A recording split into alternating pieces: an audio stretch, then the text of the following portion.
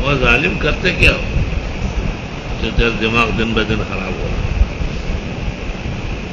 تو وہ استغفار کرو، اٹھتے بیٹھتے استغفار پڑھو، یا حافظ یا ناصر یا معین پڑھو 41 مرتبہ فجر کے بعد سورج نکلنے سے پہلے، اور 41 مرتبہ مغرب میں سورج ڈوبنے سے پہلے، اور اپنے قوت حفظ کی دعا کرو، اور نفلیں پڑھو مغرب کے بعد عشاء تک 20 رکعت، امام ابو یوسف کو بخشو اس کا ثواب۔ تجربہ ہے کہ یہ امام ابو یوسف کو ثواب بخشے، اس کا حافظہ بہت بلند ہو جاتا ہے۔ اور روٹی کم کر لو، اور دودھ اور بادام استعمال کرو۔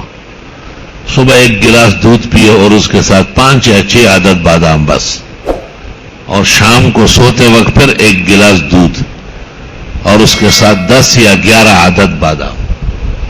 بادام 11 سے بڑھانا نہیں ہے، 1 سال کے بعد 18 کر دیں۔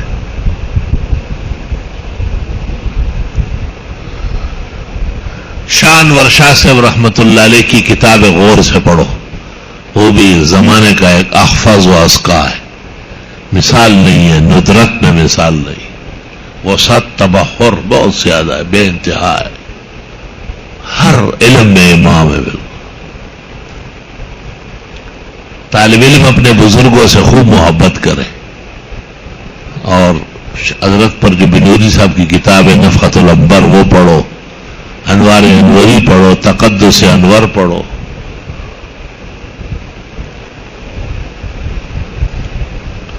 نقیب انور 5 جلدوں میں وہ پڑھو۔